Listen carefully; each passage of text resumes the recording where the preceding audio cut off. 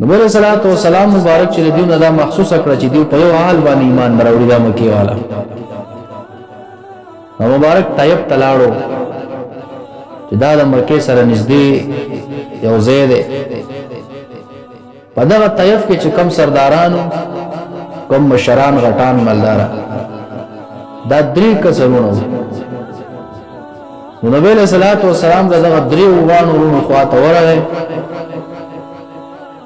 او د دینی حقا هغه دعوت ورکول ورته وک دغه درې وانو دعوت د دینی حقا قبول نک نبی علیہ السلام په دې خاطر ورغلو چې دیو ایمان راوړي طائف والا دا مکی ته نږدې دي مکی والو مقابله وکړي او ایمان په دې سره اسلام به مضبوط شي او انکار وکړي ایمان راوړ او بیا ډېر تفصیل له بداغه ځکه ډېر په سخت الفاظ باندې انکار کړي نبی علیہ الصلوۃ والسلام مبارک چې نو امید شله دیونه چې دی ایمان نه راوړي نو د عتبہ او شیبه چې دا دوانه د ربيعه زامن دي او دا د اسلام سخت دشمنانو سر سخت دشمنی د اسلام دی دوه کسانو ابو جهل کړی دا او دا دریوانه چې کم دی په حالت کفر کې دنیا نه تیری دي ابو سفیان په کې هم ډېر سخت مخالفت اول دور کې کړو او بیا ورسته هغه د فتح مکې نه بعد ایمان راوړو خالد بن ولید هم په اول دور کې د کافرانو طرف نه ډېرې مقابلې کړې د اسلام په خلاف ورسته چې بیا اسلام راوړل او په ځان دا لازم کړی و چې کم د کافرانو سره ملګری مو د اسلام او د مسلمانانو ته تکلیف رسوله داغه په دوچن باندې باندې کافرانو کې مړی کوم نو به راسي کړی و جنگونو کې قرباني ور کړی و عرض مې دا چې کله نبی علیہ السلام د دین واپس شو د دقه دوه کسانو یو باغو د عتبہ او د شیبه مبارک لاړو دغه باغ کې د یوونی د لاندې کې نه ستوره ولګوله او الله تعالی صبر کړی الله ما ستاسو دین حقا دعوت هر چاته ورسو د خپل وس مطابق خدای زماغه قوت کمزور شو او یا الله مالا طاقت راکې او دین حقیقت چې کومه خدای پاک هغه تقویت نصیب کړي دغلت مبارک ناسو الله خبر ده چې دا مبارک په ضرورت څومره سخته تیری ده دې عزت سره لاړ شو چې خبره مونږ مې ملال شي او الټي چې کم دې بدره دي ورته او رخصتي کې څومره وسړی خفای مبارک درمان بس ظهیر دغلت ناسو پدې کې عتبہ او د شیبه چې وکتل مبارک ډېر په خفغان حالات باندې ناس ته دیم کا پیرانو ندی غلام عداس نومې ده غلام ته وې دا لکه انګور راواخلا او دا د نبی صلی الله علیه وسلم ته اشاره وکړه چې د لیوال کې چوي هغه عداس چې انګور راوړل او نبی صلی الله علیه وسلم مبارک ته مخې ته کې خودل نبی صلی الله علیه وسلم مبارک ته راوستل او بسم الله وعلى برکت الله یا صرف بسم الله پیوه چې د څنګه دا بسم الله ویلا عداس ورتوي یا رسول الله والله دا کلمه خود دی وسیدونکو کلیوالو خلقو نه ده طائف ته اشاره کوي طائف ولا کلا خوراک کوي نو دغه طائف ولا خلق د خوراک نه مخکې بسم الله نه وایي د دې خلقو عادت دا نه ده نبی علیہ الصلوۃ والسلام مبارک ته تپوس کوي ولې ته د کم ځای مبارک خدا فکر او چې د بم د طائف وسیدون کې دې ځای وي کله وی غلام د ربيعه د عتبہ او شیبه هغه ته وی وایي دې ځای نه ما تینوان می یو کله رضا د هغه وسیدون کې ما نبی علیہ الصلوۃ والسلام مبارک او توي خا ته د یونس بن متا علیہ الصلوۃ والسلام د کلی اوسیدون کې د یونس علیہ السلام کلی وایي عداس ورته ته یونس علیہ الصلوۃ والسلام څنګه پیژني مبارک ته جواب کوي یونس علیہ الصلوۃ والسلام هم د الله نبی زام د الله نبی ما یونس علیہ السلام زما ورور دی ان نبوت په سلسله کې مې ورور دی نبی علیہ السلام ته تپوس کوي ته په کوم دین باندې؟ دا عداس په دغه وخت کې په نصرانیت دین باندې وي، زه په نصرانیت دین باندې یم. چې نبی علیہ السلام ته جواب ورکړ چې موسی علیہ السلام زما ورور دی او پیغمبرو، دی کتاب کې لیکلي سیرت ابن هشام کې دا عداس را وړاندې شو، یقبل رأسه ويديه وقدميه. نبی علیہ الصلوۃ والسلام مبارک سر خپل کړ، لاسونه ورته خپل کړل او خپې ورته خپلې کړې. خوشاله شول، ډېر خوشاله نه چې خلک ته زموږ پیغمبر منی زموږ ته چې کم راغلی او یونس علیه السلام ته منی. بس په دغه ټیم کې چې کم دی د په ایمان راوړو او مسلمان شو. د عداس ګورې دلته د لاس او خپې کولول ادبن،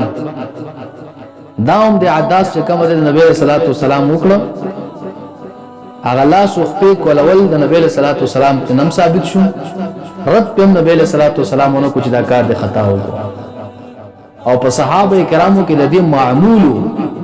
چې دی هغه خپل مشرانو هغه لاسونه کولول. دا غټ غټ صحابه کرام، دا کشران صحابه به د سره ملاویدل د مشرانو سره دی ویلا سو خپې کولولې. یو کرته مشکات شریف روایت ته یو وفد راغی د يهوديانو، نبی علیہ السلام ته موږ ایمان ورو قوم ته معجزه وخایا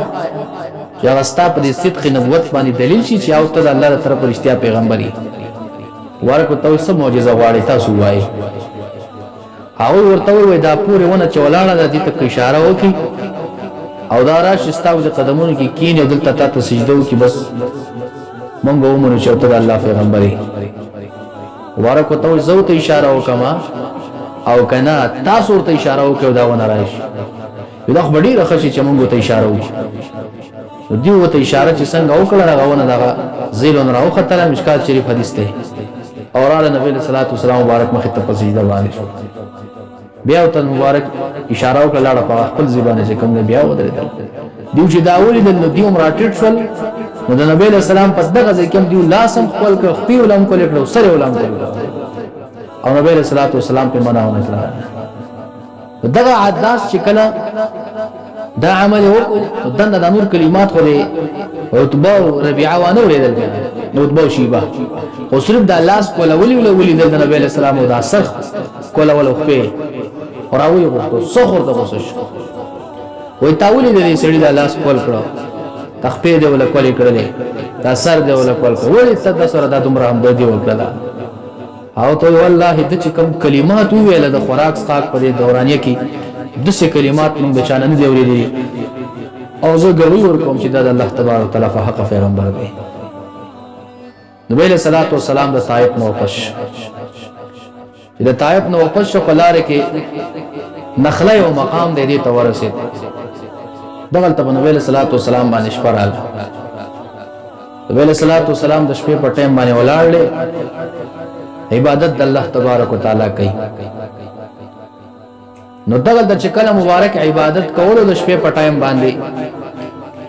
وک سفیریان نبی علیہ الصلوۃ والسلام مبارک تا د مانزه په ټایم کې حاضر شو. مبارک په تلاوت کول قران کریم حصے په کې لستلا دغه قران کریم د پیریانو وورېدو وک سفیریان سورې جن کې الله تبارک تعالی بیا دغه واقعیت تفصیل سره ذکر کړی چې دیو دا قران کریم مولد اثر په وکړي. بس دیوم چې کوم د په غزيبان ایمان راوړو او خپل نور پیران ته چې کله وفات شو او ته واقعي بیان کړه چې د څه کلام غوړې درې او دا سي پور اثر لري دا اثر نډکته هغه ته هم دعوت حق ورکړه د دین حق هغه هم چې کوم د پیران نظام سره مسلمانان کړو ایمان راوړو. پیران دا څه قوم دي لکه څنګه چې د انسانان دي دغه سیدیو کې مسلمانان دي سبیدینه کافران دي دام د قصد الله تبارک وتعالى مخلوق ته دم مکلف ته په شریعت باندې دیو تام چې کوم دغه امر دی کنه زمون په شانتا مکلف بندگان دي د الله تبارک وتعالى او کوم چې معاملات دي د قبر د عذاب دغه سختی نو دات الله تبارک وتعالى پر غیب کې پټ ساتلی دیو نه هم لکه مونږ چې مثال په تور باندې قبر کې دنه په مړی باندې عذاب مونږ ته پته نه لګي. هغه حدیثو کې راځي چې دومره خطرناک आवाज د مړي د نخلي نخريجه ودی قبر کې چې کله فرشتہ ولغه گزار راکړي الله یې تم په امان کې چې هر یو شی اوري الا ثقلين پیرو انسان فتنه اوري کله پیرو انسان ووري دا دوه بسبا مسلمانان شي دا پته ولګي چې په قبر کې دومره خطرناک سختی ده بس هر چا بیا تسبیح په لاس کې نیولې نو صحیح مسلمانان وي نو بیا به کې پته ولګي چې هغه نیک څوک دی او هغه بد پکې څوک دی هغه جهنم به بیا څه کوي او هغه جنت به بیا څه کوي الله امتحان دی دار سي پردې غیب کې ساتلی وي او جهنم بم غیرم څوک پیدا کړی ډکې به کوي هغه جنت هم څوک پیدا کړی ډکې به کوي دار سه الله تعالی زموږ استادونه پردې غیب کې ساتي نبی علیہ الصلوۃ والسلام مبارک واپس را ورسېدو مکه مکرمه ته او کافرانو ورستورزه د نبی علیہ الصلوۃ والسلام مخالفت او دشمنی ورته زولا حتی کی چې نبی علیہ الصلوۃ والسلام ځان سره بیا دا فیصله وکړه چې د دې کوم خاص مقیدی مکی ته تجارت ته څوک راځي په خاص موقع باندې یا د حج او د عمرې په نیت باندې څوک بار ناراضي د سينور یا د دې کوم میلې او لګي یا بازارونه وغیرہ نبی علیہ الصلوۃ والسلام په دقه خاص موقع باندې هغه خلکو ته د دین حق دعوت ورکو یو کرتا نبی علیہ الصلوۃ والسلام مبارک د مسجد حرم سره ناس ته بعضی کسان راغلي د مدینه منورې نه بس الله تبارک وتعالى چې د دین حق هغه دعوت څنګه سر تر رسول او څنګه سر تر رسي بیا خو څوک نشي کولای اوس ګوره چې مدینه منورې ته دا دعوت څنګه رسیږي او آل تک بیا څنګه نظام جوړيږي الله تبارک وتعالى بیا عجیب نظام دی دغه مدینه ولو کوم انصار خلق شو دولس کسان راغلي دغه کسان سره نبی صلی الله علیه وسلم چې ملو شو ته پوسټ کوي تاسو ته کم زیه دی وته مونږه د مدینه منورې نه راغلي د خزرج قوم سره تعلق ساتو په مدینه منوره کې دا دوا قومونه ډیر مشهور وو تبه کې غټ غټ خاندانونو اوس او خزرج او په خپل منځ کې د دشمنیان هم ډېرې زیاتې وي او چې کله نبی صلی الله علیه وسلم ال هجرت وکړو نو مواخات مدینه چې کم قائم کو یا میثاق مدینه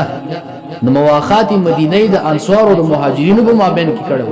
او میثاق مدینه د اوس او د خزرج په مابین کې چې کوم دا وعده کړو ورسره تفصیل را روانه دا کسانو سره نبی علیہ السلام چې ملو شو ته فرمای ایز تاسو سره کې ناستې شم یو مجلس کولای شو او ته بالکل کولای شو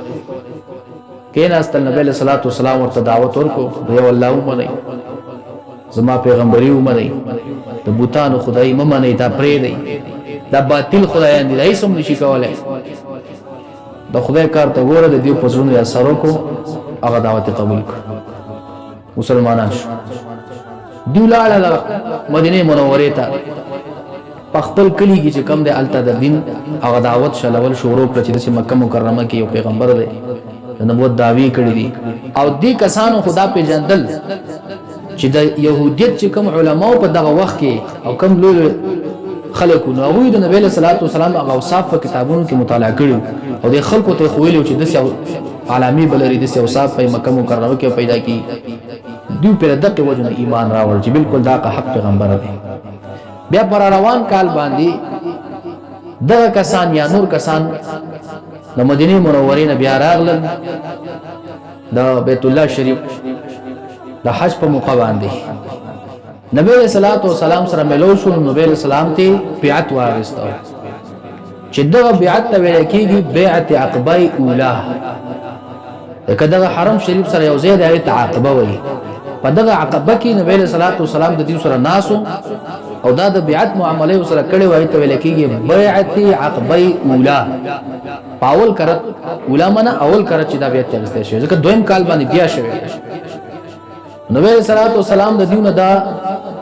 بیعت واغستو چې تاسو دا کمی زنانه چي دي دا زنانه با الله سره شرک نه جوړي الله به یکتا مني او دا غرنګ دیو به زناکاری نه کوي دیو به غلا نه کوي او د قرنګ دیو با پچابن بهتان نه لګي بهتان به دیو پچا نه لګي دیو سره په دې خبرو بیا تو کو چې بالکل صحیح دي خو حالته په دې کې ما تاسو ته دښمنی و په اوس او په خزرجیانو کې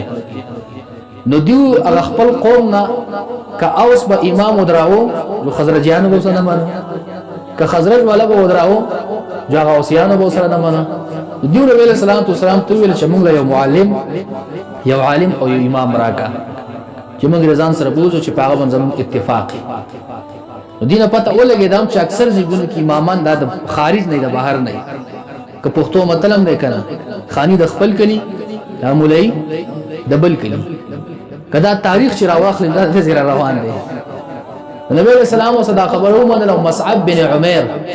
رضی الله عنه چې دا یو ډېر لوی صحابي دی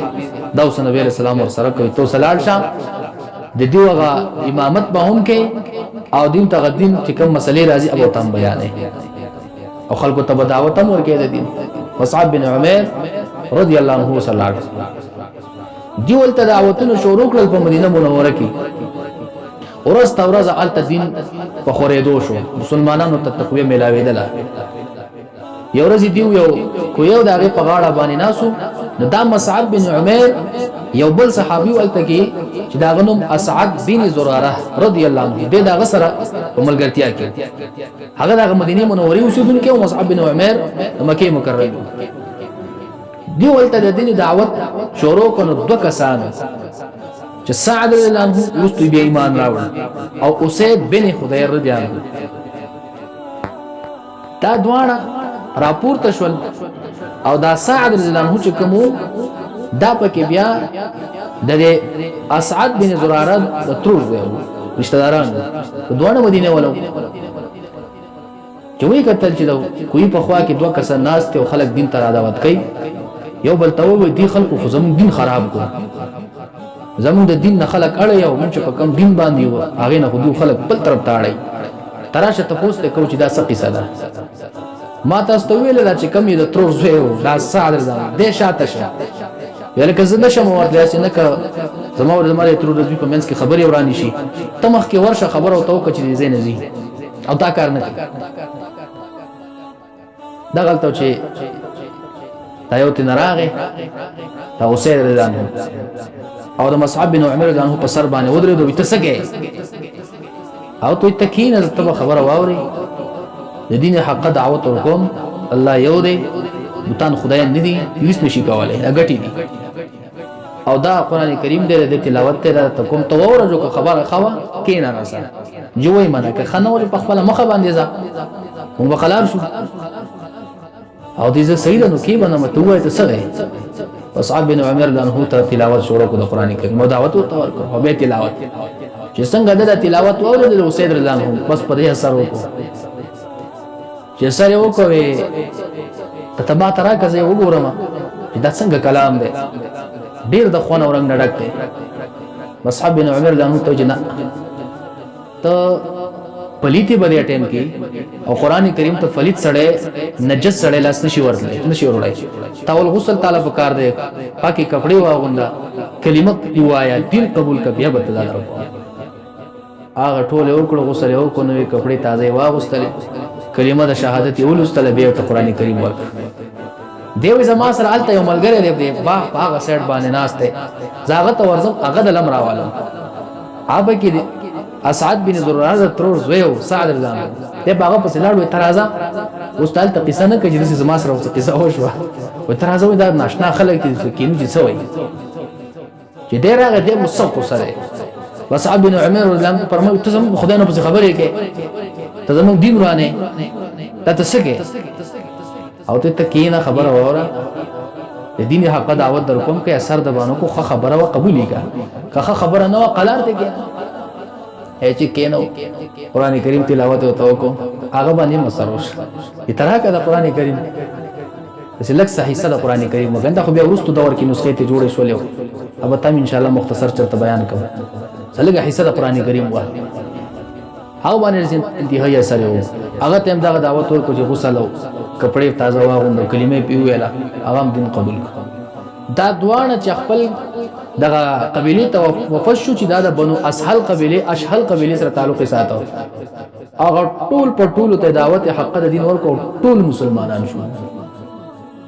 په مدینه منوره کې کدا خو دغه قبيله مشران او سردارانو کنه چې د قبيله مشر او سردار ایمان قبول کو نو کشر خو په طریقې اولا قبلي